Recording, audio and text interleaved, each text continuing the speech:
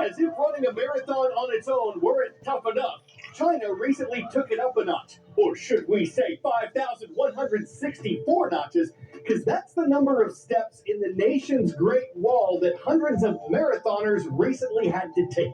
They completed an exceptionally grueling race. Saturday's event was the 22nd anniversary of the Great Wall Marathon. It took competitors up and down part of the wall itself, as well as through villages in a rural part of China.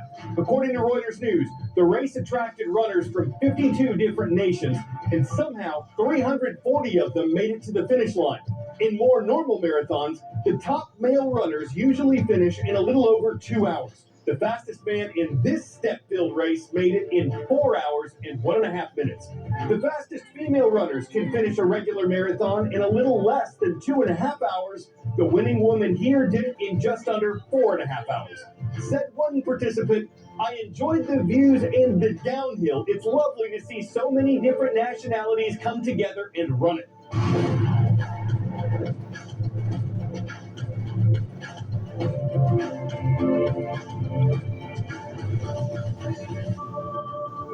Moody's has downgraded its credit rating for the United States. What that means and why it matters are our next topics this Tuesday on The World from A to Z. I'm Carl Azus. Thank you for watching. Moody's, Fitch, S&P Global. These are all major credit rating agencies. One thing they do is grade businesses and governments on their ability to pay back the money they borrow. A government with a higher grade is expected to pay its debts on time. That makes it easier for it to borrow money and have investors' trust. The United States used to have a perfect grade or rating with all of the big three agencies. But S&P Global downgraded its U.S. rating in 2011. Fitch did it in 2023, and Moody's did it just this month. The reasons for these downgrades have included political gridlock between Democrats and Republicans, slower growth of the U.S. economy, and especially government debt. For decades, under Republican and Democratic leadership, the government has spent far more money than it's taken in. This is the deficit. And for decades, that deficit's been adding to what the government owes as it's borrowed more and more money. That total amounts the debt. Right now, the national debt stands at more than $36.8 trillion, and the government doesn't just have to pay that back. It has to pay interest, the additional cost of borrowing the money. Because the debt and interest are only expected to grow in the years ahead, regardless of who's in charge politically, Moody's downgraded America's overall credit rating. We should point out that it's still high with all the major agencies. It's just no longer perfect with any of them. And that puts the U.S. behind nations like Australia, Canada, and Germany in terms of credit rating. World knowledge. A tornado measuring 2.6 miles across, making it the widest on record, touched down in what U.S. state? Oklahoma, Nebraska, Kansas, Missouri. It was on May 31st, 2013 that the El Reno tornado, named for a city in Oklahoma, occurred.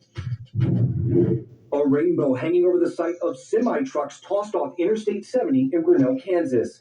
That community and others nearby receiving extensive damage from tornadoes on Sunday, according to the National Weather Service. I got damage to my roof, or the chimney on the other side's gone. I still got bricks on the roof. Stuff came through the windows and I guess flew around inside the house. Ferocious storms have torn through hundreds of miles of the U.S. for 5 straight days, generating about 100 tornado reports. Oh my God. Including this one near Bennett, Colorado over the weekend. The sheriff's office reporting only structural damage. An EF3 rocking St. Louis Friday, killing at least 5 and damaging or destroying thousands of buildings. No place suffering more loss than Laurel County, Kentucky, where at least 17 people died. Right now, in Laurel County, we just need prayers. That community still surveying the destruction and helping neighbors get back on their feet. We're out here to help each other. You know, we all need to stand together. The threat far from over. I'm Patrick Cornell reporting.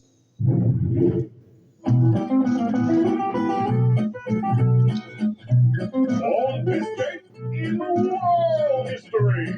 Back in the day, like the 1490s, it took almost a year to sail from Europe around southern Africa and over to India.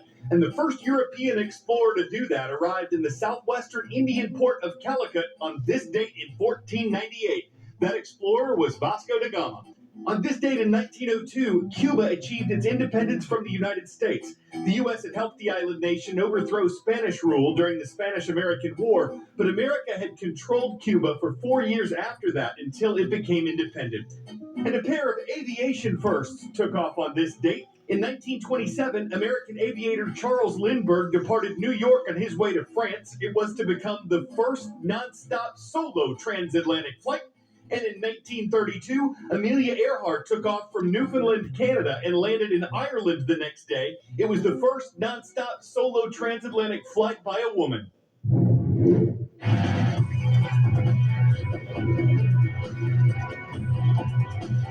Where in the world? You'll find this nation on the western shore of the Indian Ocean. The colors of its flag are black, red, green, and white.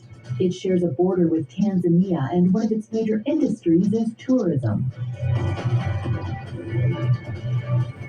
This is Kenya, a nation of more than 58 million people. This little guy and others like him are helping researchers in Kenya figure out if a forest is healthy with a little help from artificial intelligence. A research center at Dedan Kimathi University of Technology is using solar-powered devices to record birdsong. Microphones have been designed specifically for listening in the forest. They capture rustling leaves, insect chatter, passing vehicles, planes, and of course, bird calls. 10-second segments are recorded from 5 to 10 in the morning and from 5 to 7 in the evening, times when temperatures are cooler and the birds are more active. These recordings are saved on a memory card and later converted into spectrograms, visual representations of how loud a recording is. Those are fed into an artificial intelligence model that identifies the bird species. The research team plans to use the data it gathers to identify species in the region and track changes over time. The presence or absence of certain species helps scientists understand the health of a forest's ecosystem and provide insights for conservation efforts. Birds give clues about forest health because of their habitat requirements and sensitivity to environment changes. They are more likely to leave an unhealthy environment than land animals. Another initiative, the Kenyan Bird Map Project, has a similar goal, but instead of recording devices and AI, it relies on citizen scientists to create a map of where Kenya's birds have been spotted. Areas are mapped and divided into grid squares. Observers visit the squares and record on a bird distribution map what birds they see and hear. Usually, presence or absence of particular species within a forest ecosystem can be a great measure for judging the health of that forest ecosystem. Both projects aim to help scientists understand how bird populations develop over time, where they move to, and how habitat changes affect them. Going north, south, and midwest to recognize 3 of the schools we've never announced before. First is New Fairfield Middle School. Miss Kinshirf's class. We see you in the town of New Fairfield. It's in the Constitution State of Connecticut. Whether you call it the Bayou State or the Pelican State, it's the state of Louisiana. And from the city of New Iberia, we welcome Mrs. Franklin's class at Bell Place Middle School. And in the Upper Peninsula of the Great Lakes state of Michigan, we want to recognize Miss Nemechek's class. Eastern Upper Peninsula ISD Learning Center is watching from the township of Kinross.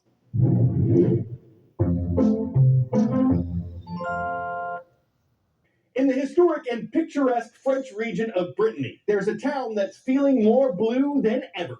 For years, people in Landunot have tried to assemble the world's largest gathering of Smurfs. The record of 2,762 covered in blue has been held by a German town since 2019, but all that changed last weekend. An American film company that has a new Smurfs movie coming out this summer helped publicize a new gathering of painted people, and the official convergence of 3,076 of them was enough to set a new Guinness World Record.